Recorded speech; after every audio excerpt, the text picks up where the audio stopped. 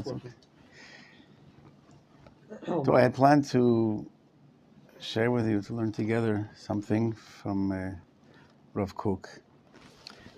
But last week, as you know, one of the giants of the teachers of continuation of Rav Kook's teachings, Rav Chaim Drukman Zatzal.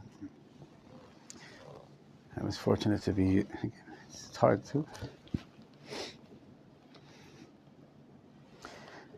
help on. So I'll just, it's hard to talk about him. I mean, like I said, I was lucky to be fortunate to learn with him already over almost 50 years ago, 48 years ago. He came as a child, Holocaust survivor alone to Israel before the state. Then there was the enthusiasm of statehood, of building the state, building the land of Israel, and many people were leaving Torah. It was either or. They were enthralled with the excitement of statehood, of building, and the study of Torah was weakened or even abandoned. Many left Torah and mitzvot. At his time, he used to talk about how people were embarrassed to wear a kippah.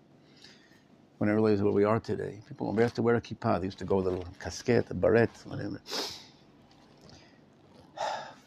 Also the atmosphere, the secular atmosphere of the new state. We're leaving the exile now, or the new Jew, the new Israeli. And it seemed, he used to talk about how it seemed like that was the last generation of people that kept the Torah and mitzvot. To understand the background of what revolution he did. He came as a young survivor who was in Bnei Akiva, became a madriach, a counselor, and moved up in all the functions in Bnei Akiva, to the head of the unit, the head of the communar, and the leadership of all the Bnei Akiva. And through that, as we'll see other things that he did, caused this revolution of returning Torah to what's called religious Zionism. Again, in the ideas of Rav Kook, based on understanding of the unification of the not separate either or, but the unity of the harmony of Torah in Jewish kingdom and sovereignty and statehood. He actually set up the first group of Bnei Akiva. He saw that was happening, and he strengthened this group of unit called Garin Eitanim, a certain group of the Bnei Akiva. Every year they have a different name, and sent them to, instead of going right to the army, to go to yeshiva, to delay the army for a year. They went to they established what was now Kerem B'Yavne, Yeshiva Kerem B'Yavne, which later became the first Hesder Yeshiva. It didn't exist, this combination of Torah and an army and national service. He, like I said, did all the functions in Bnei Akiva, this national religious Zionist movement. He was a shaliach. He used to go to America. He was in America when he was young. He went to America to be a shaliach there, came back and learned in Merkaz Rav Yeshiva, the yeshiva under. Then he came close to Rav Tziyuda Kook. He was a member of Knesset, a religious party, set up a yeshiva, the high school in Or Etzion, in Merkaz Shapira, where he lived. He set up later the yeshiva, the yeshiva Gvoa, the yeshiva in Or Etzion, and later an army preparation, the Pinmiyat Tzvai, to set up people that go into the army with the conscious, the awareness of the divine significance and the redemption process that we're taking part of. To put out people like that, of giants of Torah, with that understanding and going and serving the nation. Like I said, he caused this revolution. He continued, but there was the yeshiva before, the high school of Rav Neria, also a student of Rav Kook, close, set up what's called the Kfar Haroeh, named after Rav Kook. And Rav Drukman learned there and continued that revolution, the Kippot Sugot, what's called the knitted kippah generation. He continued. He was the father that continued that. Again, starting with Rav Neria, but the continuation and bringing it down to practice and spreading it to what is now all the ulpanot, all the yeshivot, all the hesder. It's from this one little Chaimke, they called him, the Madri Chaimke, the counselor Chaimke, that in Bnei Akiva, what he did, what he changed the whole country. He was the head of the Shivot of Bnei Akiva, the Ulpanot, the organization. The Giur, he had the Marach HaGiur, his, how do you say, he was the minister, like in... okay, and he was the head of the Marach HaGiur, the conversion by the Rosh Memshalah, had it for 10 years, I think. Okay. There was criticism on that, he tried to make it easier, the bureaucracy, to make the Jews, mainly from Russia, that had been taken away, the Judaism was taken away from them by force, to enable them to come back. The Zera Yisrael, the children that were grandparents, whatever, that were Jewish, that were stripped from their connection to Judaism by force, the communism, and to help them, enable them to bring it coming back. There was one that was, there was a rabbi that was against what he was doing, and later he came to him and said, look, maybe you can help me with the Giur. He says, you're the one, you don't agree with what I'm doing, so to speak, this. And he said, no, but this is a member of my family. This is my brother-in-law. My sister married someone from whatever, and this is my family. He says, by me, they're all my family. He saw all the Jews.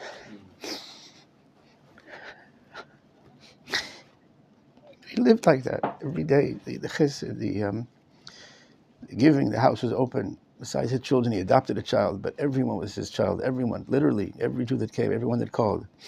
It was known that you can call him. Usually they would tell you, I have a shiurim, he gets till 12 o'clock at night, 12:30, call after 12:30 later then, or either come then, but then there's a line, people already waiting, they're continuing. So 1:30, stories and stories of people that came at 1:30 till 2:30, and later he talked to him, he could receive him.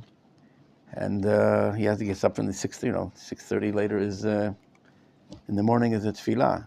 Actually, there were students, there was some time they said, wait a minute, this shiur sometimes is canceled. He tried to always, never to cancel shiurim. He gave, I'm mixing these things, it's hard to, it's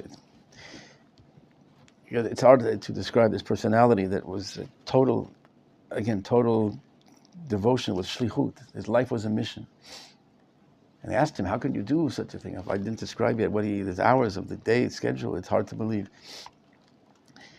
And he says, I was given all my life as a gift. He was saved 3 times. When the Holocaust, the Nazis came into the room, he was underneath, they were hiding underneath, and they searched and whatever. And another time he went on a boat, and he decided to take a different boat, and that boat was sunk.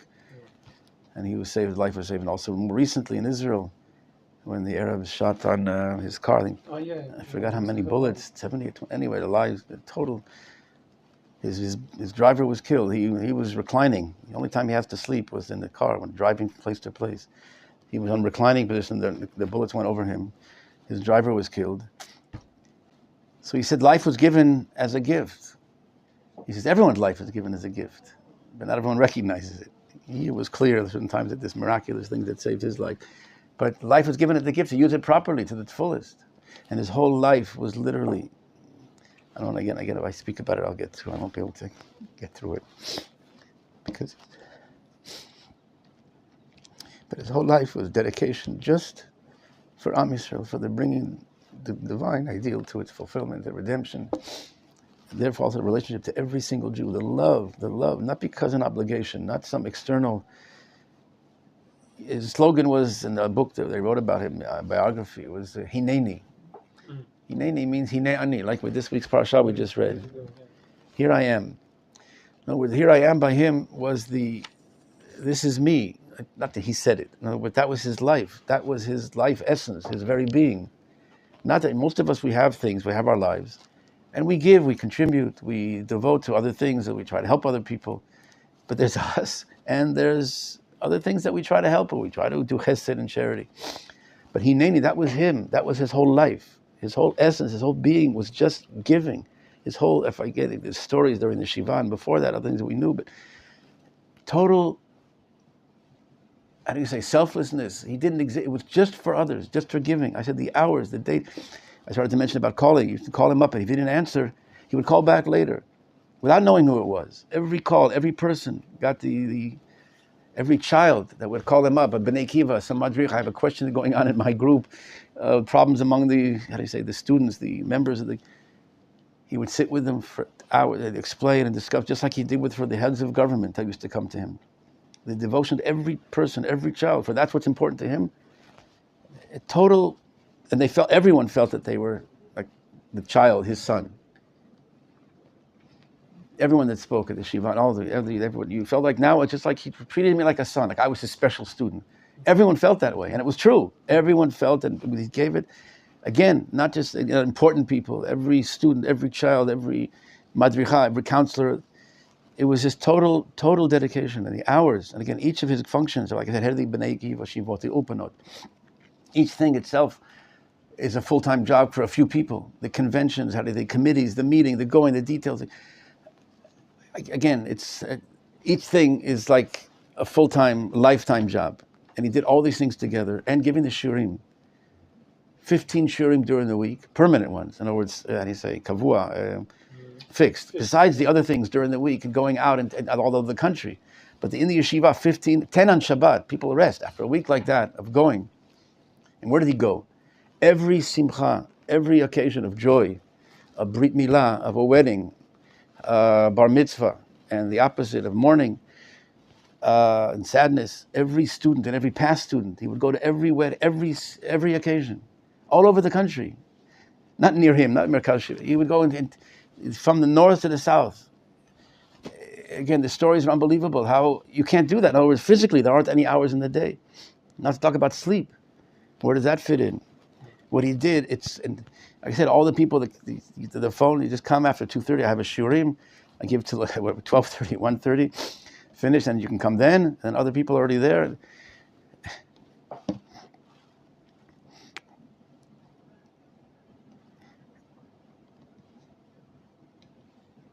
It's it's endless. But again, the secret was the siyata d'shmai, the divine, assistance. When you give yourself for Am Yisrael, you become this vehicle, this tzinor, the ratzon. You become this level of kedusha, of holiness, of righteousness, that you become a conduit, and then you see that the blessing of life, and then what it says in the end of chapter 6, at the end, in chapter end of Pirkei Avot, chapter 6 in Pirkei Avot, he that learns Torah Lishma, all the levels that you're loved and you're given and your advice, you become this vehicle, Mayana Mitgaber, but he lived, that was his life level. Again, not an external thing. Hineni, that was his being. He couldn't think of anything else.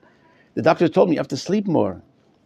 You don't sleep, I don't know what, I know when you say, I once went in the car with him, he sleeps in the car, but on the road, between this and that, he took a little nap. That was it. Other time it was total, again, all these jobs and all these things that he was doing in functions, and the chesed, and the giving, and the helping, and the advice. Again, like I said, from child to prime ministers. How do you, where does it fit in? And there's endless stories. It wasn't like each people know that they went with certain questions, and the whole family's coming and questioning. And how can you take care of so many people? Quantity-wise, I mean, it fits in to what I wanted to teach anyway, or planning.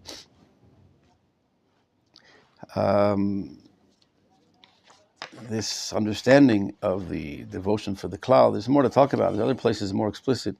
This is what I had prepared. So we'll see. This is from the Sidur of Rav Kook, and from also an Einayat printed. What we say in the prayers at night, at Ma'ariv, the nighttime prayers. I'll introduce first that when we begin our study, when we enter Judaism, we're faced with many ideals. There's many goals, many aspirations to fix ourselves, to fix mankind, to fix the world, tikkun olam. We're faced with a lot of directions of where to focus our time, and it's easy to focus on one thing. Just focus on, Torah, doing the mitzvot, becoming this, one aspect of life, one aspect. To be a master of one trade. It's easier that way, to focus on one, and usually ignore the others. You can't do everything. But not all that's easier is necessarily the good and the true. what is true and what is to be done. It's also easier to educate towards one ideal. It's very defined and focused. We should focus on this. Our lives are, this is what religious Jews do, this is what we have to do, this is our goal. But as we've seen in Rav Kook and in the Torah, the holistic perspective of the divine that is the source of all, heaven and earth, physical and spiritual, body and soul, nation and international, religion and everything. It's the ideal is so great that it includes all. It requires all the departments of the orchestra. We mentioned how the symphony orchestra, the different opinions, the different ideas, everything is part of the truth and is necessary. So what do? We can't do everything. How do we live our lives with all these seemingly, again, multiplicity of ideals? The truth is very complex. So we spoke about, remember the orchestra, the different opinions, how together, Marbim Shalom Balam, we saw in Olat Riyah Rav Kook also in the Siddur, how Talmidei Chachamim, rabbis add peace to the world. We said, what do you mean peace? There's conflict and different arguments and different opinions. But we said, seeing how all the different opinions are not mutually exclusive, are not contradictory, but are complementary. They build up like a symphony orchestra, the different instruments that make up the beautiful music. And dafka, the opposite, the more the instruments, the more the myriad, the multiplicity, the variety, diversity is what makes the richness of the music. The bigger truth, the divine, this white light that has all the different colors and requires them all. But again, what do? We're individuals, we have our lives. How do we can't do everything. Again, Rav Drukman was a personality that managed, it's hard to believe, but yes, did all the different things and the details of, again, committees and running all these different organizations and issue. And with the spiritual teaching, giving shurim and spreading this idea of this holistic understanding to all, the name of God that reveals itself through the kingdom of Israel, the redemption of Israel. There's a book of it, one book was translated to English, Kima Kima, step by step. I don't know if you have it here. I think you should have it in the library here. The one that's unfortunately, the only one that's translated to English yet. I think it's called Step by Step. Kima Kima, that we've learned about, right? The redemption that comes step by step. A lot of the teachings, what we taught in Hanukkah was the shiur from Rav Drukman that I heard. And that is, but anyway, we need all these different aspects. The question is, what flag do we hold? Like there's in the, Rav Kook has an orot of the three different camps. There's the nationalistic, those that are worried about and focused on developing the nation, physical, national security and defense and economy.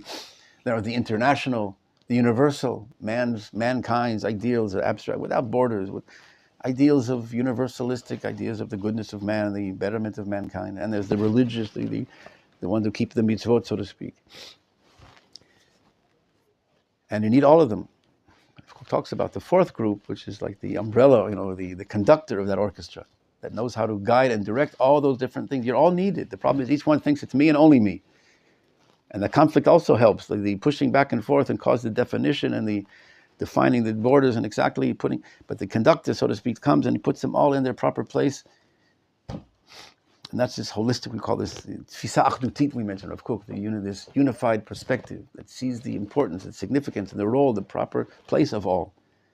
Doesn't eliminate anything. You need that. How to put them together is the difficult thing in life, the challenge. To have only one flag, usually, like the flag of nationalism, the flag of Torah, just religion, just learning Torah, usually leads to extremism. You have to decide which at the expense of the other. Like in the laws of Shabbat, let's say you have a life-threatening situation. That's a great Shabbat. So now you have the principle of the ideal of keeping Shabbat. You have the principle of saving life, pikuach nefesh. So we know there's halachic criterion for what is, how do you say, pikuach nefesh doche Shabbat, the saving a life supersedes the law of Shabbat. You can desecrate Shabbat to save the life. But what do you do when there's conflict? So we have the halachic authorities that tell us what to do when there's different conflicting values and ideals and goals. Not that we decide. That's the giants of Torah. But we have to understand that it's not so simple and superficial. In other words, it's all just one shade, just one idea, and it's my idea and everything else is wrong. I'm in the army. I only want the army. Learning Torah is unnecessary, or the opposite. I'm in the yeshiva, and I have to justify that, so to speak, I have to say nothing else is important. Being in the army, serving the country, we're just Torah. In other words, it causes this extreme thing that you think yours is yours and aniva afsiod. It says, me and only me, and no other ideas. And that also has a role. Because what's the advantage of that? What could you think? What good can come out of that? The person is focused on his thing and doesn't want to be disturbed or deflected or any other. He's just focusing on his one thing, think that's all that's important, that's the goal in life, that's my goal, that's my purpose. I don't want to hear from anything else. Why is that? Can bring about a positive aspect. Even that has a positive. Such person can become very an expert on some field, which can right. He becomes that's right. Whole society, whole nation. Right. He's focused on one thing. He becomes an expert in that, fully developed. Otherwise, it's half-baked. He's looking at this. When he's learning in the yeshiva, he's thinking, I should be in the army. When he's davening, I should be learning. When he's learning Torah, no, but I should be in the... No, I said that. Anyway, each thing, he's not like doing it fully because he's so, scattered.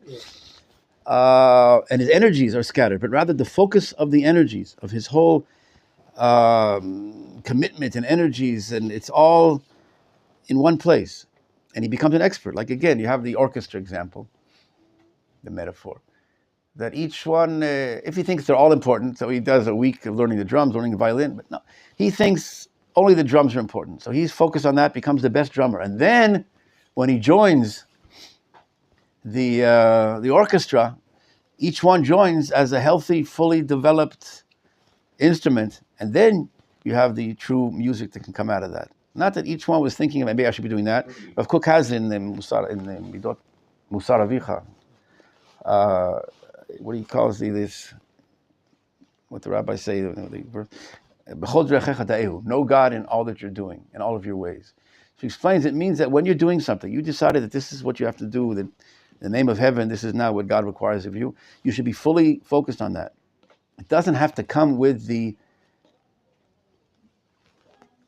thought that everything else is meaningless and worthless. You have to focus on this. This is what I'm supposed to do now. This is what I've decided, understood for the Torah sources. This is at the moment, let's say, but here I find God in this action. Unfortunately, it usually comes that people can't do two things, or they can't think about two things. So they have to justify their focus on this. Everything else is treif, is worthless, is meaningless.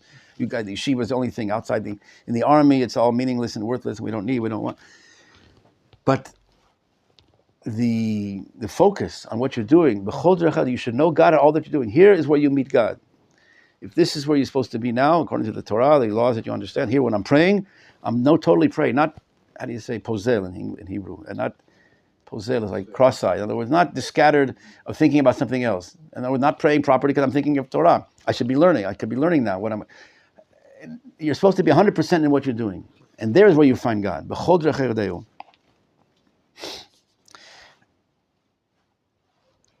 So again, life is complex and it has different values and sometimes conflicting values. But it's not always one or the other. Like I said, Chilul Shabbat, saving a life, you have to do, it's one or the other. You can't do both. But there's usually cases that in the function of time, so to speak, you can do one after the other. In other words, the question is which takes precedence? What's more important for now? But it doesn't mean I'll get to the other one later. Like I said, I'm learning Torah, then I'll daven later. I'm davening, and now I'm thinking of davening only. I'm praying, and then later I'll go back to Torah. But each thing has its time. In other words, there are stages. Rav Filber, another student of Rav Kook, live in Bewell, lives in the neighborhood. He gives an example it's like a ladder. A ladder has different stages. You can't go to the second stage until you've climbed in the first stage, the first level. Each one, not like an elevator. An elevator, you can push the button, go from the second floor to the 40th floor, and skip whatever, go to your destination. But here we're talking about the ladder, like the Sulam of Yaakov, the dream, that the bottom is firmly planted on earth, on the ground, and the head of the ladder reaches the heavens. But to go on that ladder, to climb on the ladder, means stage after stage, full development of each thing, one after the other.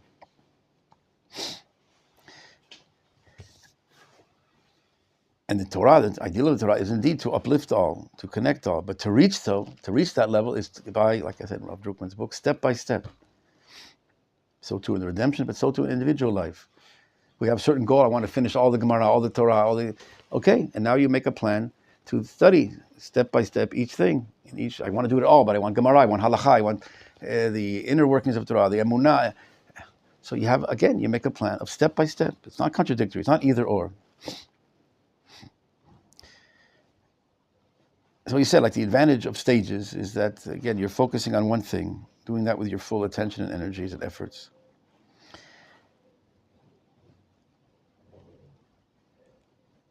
But when you're developing, let's say, with the goal of to fix the world, to fix creation,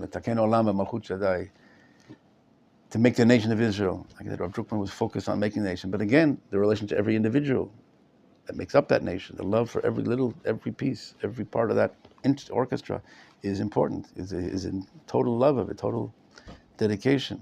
So how do we do this? My individual development and the collective goal. If you remember, we learned once that on Rosh Hashanah, there's no vidui, right? The rabbis point out there's no confession. There's no I did this and I want to. And he say I want to fix I did this wrong and this wrong. I want to fix that, whatever. Here it's just the prayers of God's kingdom, the bigger ideal, the full goal. God's name in the world, that goodness should perpetuate, infuse all of existence, all of reality, the connection to God, the like Alil Shabbat is in the middle, right? The Taken Olam Malchut Shaddai, the fixing of all. Take out, and Vilna Gaon we saw, not to talk about, it's forbidden to mention any sin. We're not talking about your individual thing. What about me? What about it's going to be with me? I want to erase my bad deeds, so I'll be written on the book of life. No, you're not. Put yourself on the side. Now it's the bigger focus of the bigger ideal. And then we said that then Yom Kippur, then you come back down to Yom Kippur, then you're requesting on your private concern, so to speak. I say that I want to fix this, I want to better that, to make sure that I'm living properly. But now it's in the context of not praying for myself. In the context of what we saw in Rosh Hashanah, I was uplifted to the level of tshuva, what's called, Rav Kook has an article on this, sermon in Midbar Shur, number 18.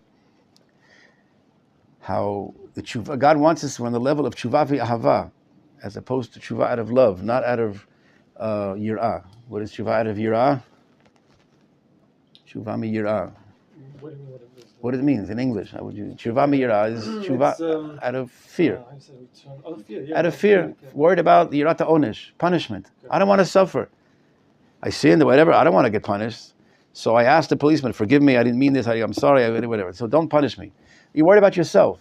On Rosh Hashanah, you're supposed to put yourself concerned. No, I'm worried about, like again, Rav Drukman lived like that. What's for the world? What's good for what's in it for me, private? What's in it for the world? He lived, his whole year was this level of Rosh Hashanah. But then again, we come down to Yom Kippur to request and worry about ourselves. But again, in the context of my sins, I'm worried about that, not because of my punishment, of the ramifications on me personally, but the sins that hold up this bigger universal goal of creation, the absolute divine ideal to be revealed, the good overall. That's how I'm doing it now. And even my individual tshuva now is in the context of what we saw in Rosh Hashanah, the life level that I'm supposed to be lifted up to on these 2 days at Rosh Hashanah. In that context, now I'm worried about my sins. What hurts me about the sins is not what it means to me, what I'll get out of it, what I benefit or suffering I'll get because of those sins. But how these sins are holding up, the bad that I was doing, the immorality and the improper things, were holding up this divine ideal for creation. That's what bothers me. So in other words, the individual has to, so here we see that first you have to fix let's call it strive for the bigger universal ideal, and then fix yourself.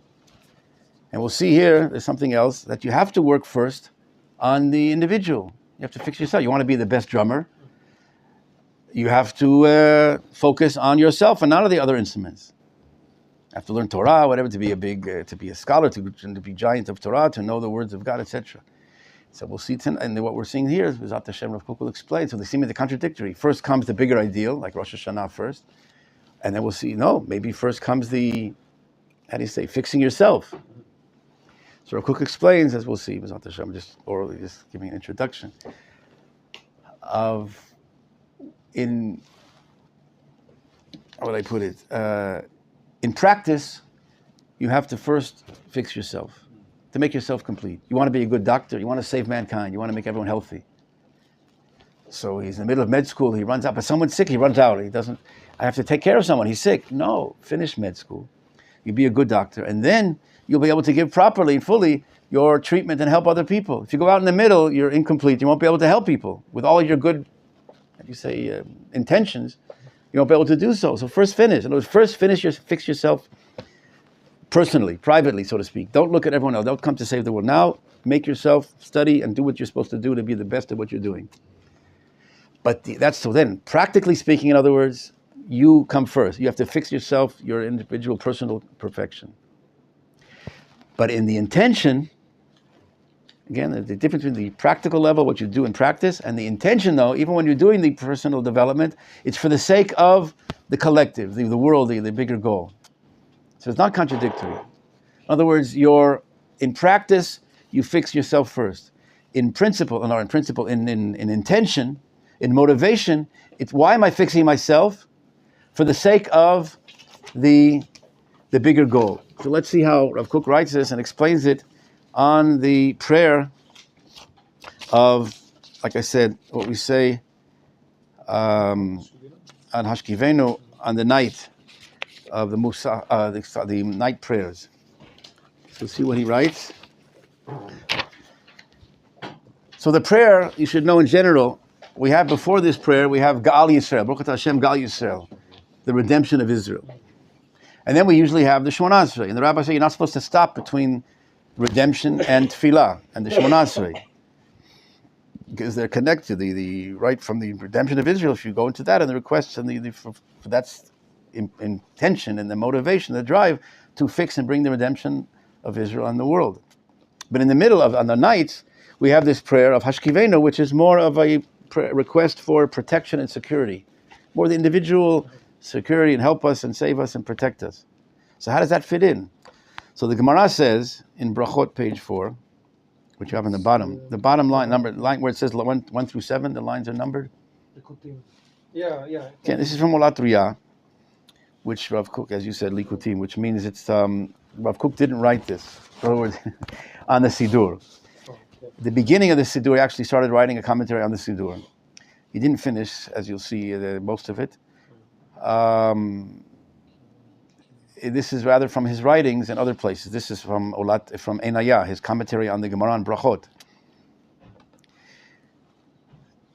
So the Gemara says there, line number 1, Kevan de takinu Rabbanan hashkivenu kigula richta dami. The rabbis enacted this prayer to put in the middle between Gal Yisrael and the prayer of the Shemona Esrei, the Amidah. Since the rabbis enacted it, it's like Gula Richta. It's like one long Gula. And it's not really a break. It's a continuation. It's not a break that you stop. You're not allowed to stop between them. So how do we have this prayer? It's considered, the rabbis say, it's one continuation. Rav Kook will use that to explain, elaborate, so to speak, on what is this. How do you see the personal requests, the personal development in the context of the aspiration for the fixing of all? Which is what we were talking about, right, before. Where does my personal completion come in? Is it ignored? You have to worry about aspire for the nation, the world, the world's fixing, betterment of mankind. We said different values. What about me? The individual is destroyed, is trampled upon, is forgotten, is ignored. And if I do worry about myself, so I've now ignored the collective goal, the bigger goal. Like I said, the Vilna Gaon writes how in commentary to the Mishnah in chapter 5 in Brachot, that you're not allowed to pray for your individual benefit, only for the sake, the completion of Am Yisrael, Knesset Yisrael, the divine main that comes through the Jewish people and of Israel. But we're allowed to pray, right, for in certain prayers, Shomei Tefillah, you can add individual prayers. So the Nefesh HaChaim, his student, explains what we mentioned once, how in Shar Bet, what's called the gate number 2 in chapter 11, how even then, when you do ask for the personal, what it says here, is not in the context of what's in it for me. I'm worried about myself. I want to be healthy, etc., etc. Why? For the sake of the collective. If the one part is missing, then the whole nation is missing. And the Shekhinah, he brings down the sources, Leman Shemecha, for your name's sake. Even my private fulfillment is not for me as an exclusive, me as individual cut off from is a branch of the tree. I want the tree to be healthy, and therefore every branch has to be healthy. I'm praying for the branch for the sake of the collective, that all should be healthy, all should be fully developed, which requires each part, like there's a hole in the cup that doesn't hold water. Each thing He brings down the source like in the Gemara on Sanhedrin, the Shekhinah, that when someone is sick, the Shekhinah is crying, that there's a lacking of the Shekhinah, of God's presence in the world. So that's more or less what he says here, you could say. It says, even though, in spite of the fact that one should put all of his focus on the salvation of the klal, of the collective, of the nation of Israel and the world in general, but here, so to speak, on the bigger perspective, not your private thing. You have to nevertheless deal with your individual perfection and completion. So which is it? We said we have contradictory values. Like I said, Rav Druckmann, again, doing both, but he was totally this subordination, so not subordination, this hineni, giving to the klal, giving for others. That was his whole life. I was giving my life as a gift, like he said, for those who weren't here. The shlichut, my life is a mission, just to give. That's what he's here for. That's how he lived. It wasn't, again, also an external thing that he worked on and developed, became that kind of personality that his total life was just for the sake of the klal. But here, so how do we fit our individual perfection and focus on developing ourselves, learning and studying, whatever, each one in their field, of becoming the best they can in what they want to do personally? What does he say, line number 3? Ella. So you're supposed to do that. You shouldn't ignore your individual development. Ella shetzarich shteh kavanato shal yedei shleimuto yuchar el haklal. Your intention has to be somewhere else. Indeed, you're working on, in practice, like we said, you're working on your own fulfillment and completion and betterment and studies and learning, whatever it is you're doing. But the intention, kavanato, your intention and motivation, the drive is by that you complete the klal. Like I said, you're making yourself the best drum that you can be in order to be fulfilled in that orchestra. We said at the beginning, right?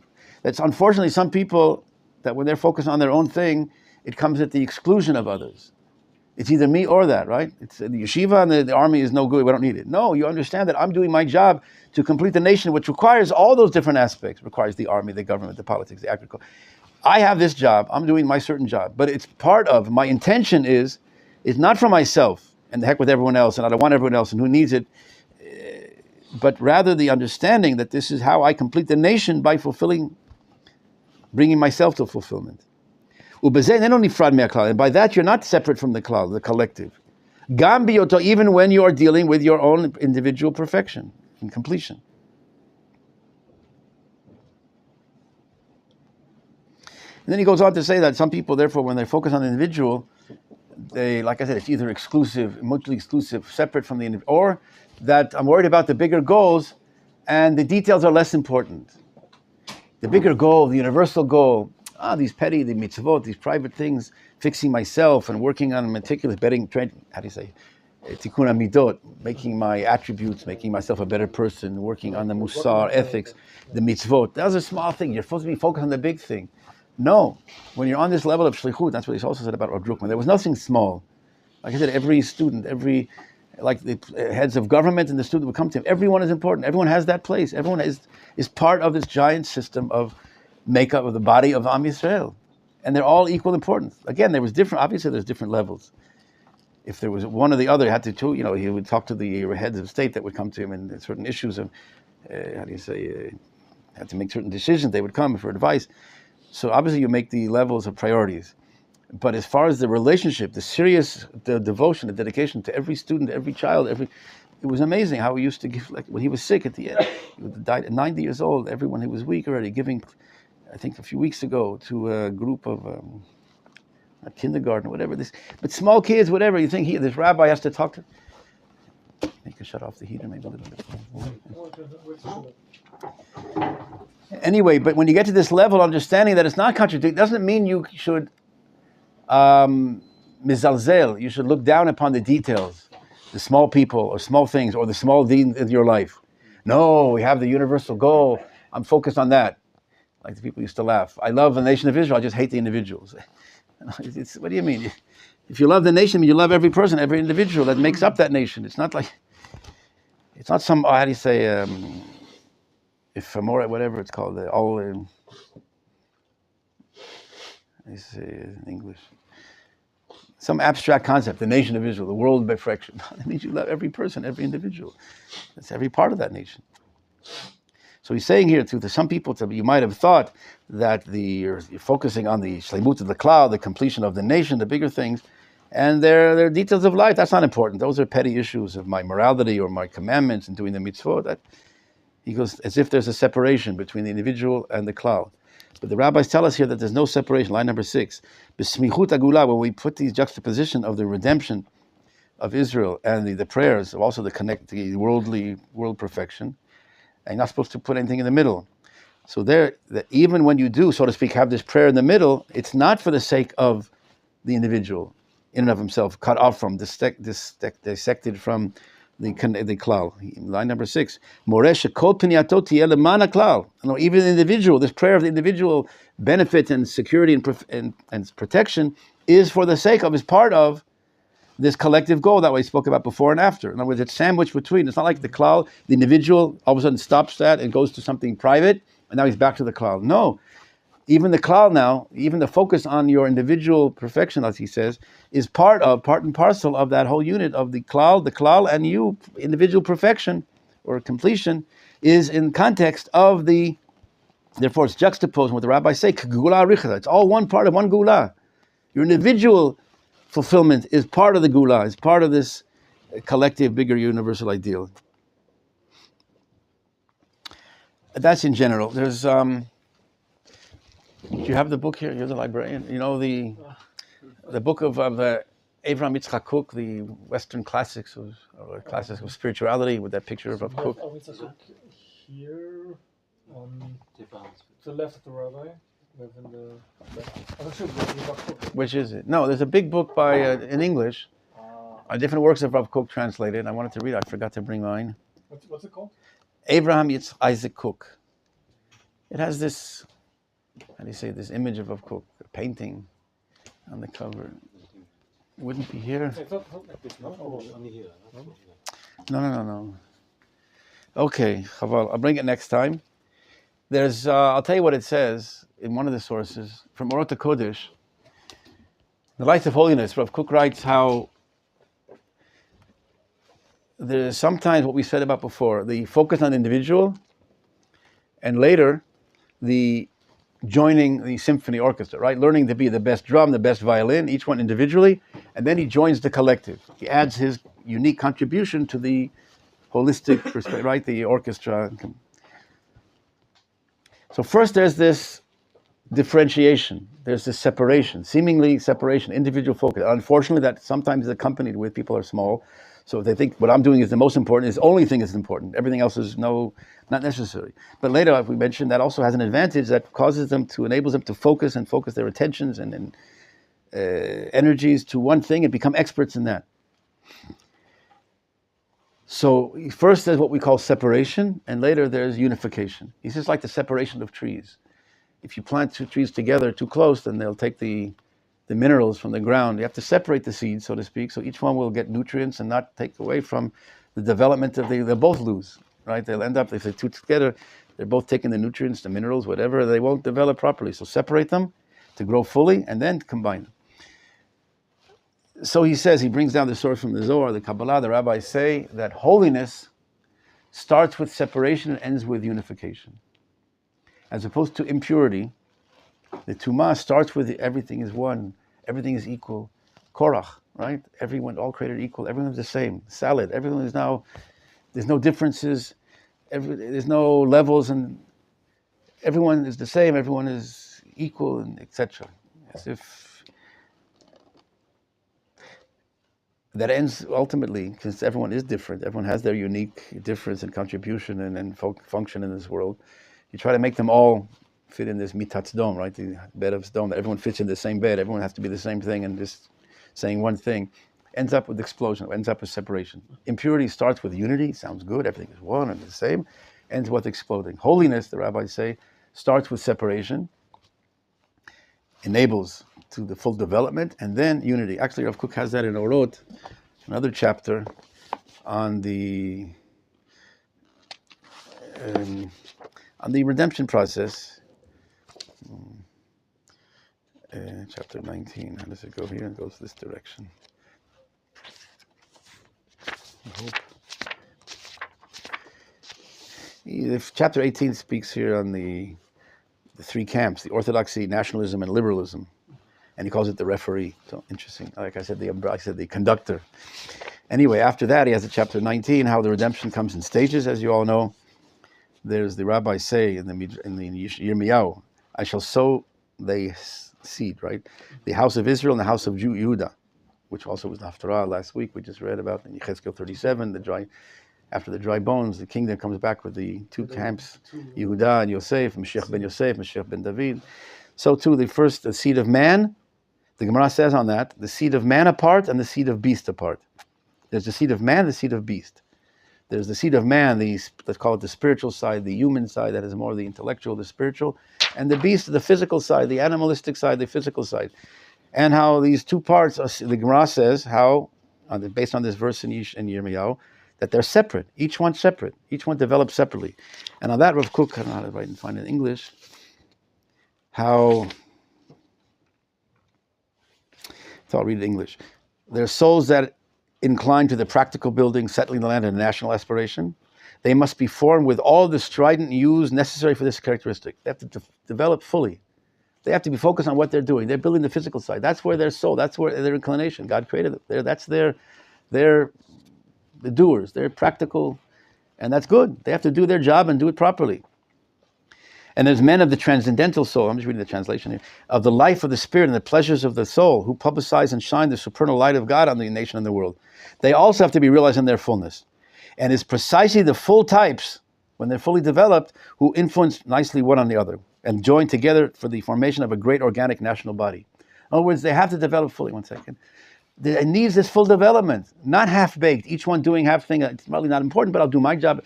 No, you have to do your thing. It doesn't have to be, like I mentioned, with the idea that it's if it contradicts the other ones. I'm the drums, but I need everyone else. I want you, I need you, you need me, but I'm doing my job. But unfortunately, people, I want to read you when Rav Kook talks about that. Man is usually too feeble,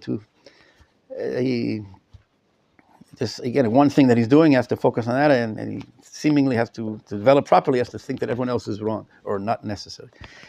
Nevertheless, but they need this full development of the two sides, and then they come together. That's what the Zohar says, the rabbis say, that starts with separation, seemingly it's separation, each one developing, the individual working on himself, but even that he's supposed to be doing it with the content and the intention with Bishlemut that he's doing with his fulfillment individually is to complete and complement, to fulfill the collective universal orchestra of the world. Okay, I'm sorry. I don't know, I was just wondering what page that was on. It was in chapter 19.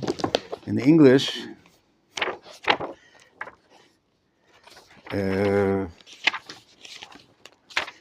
page 3, the English is 327.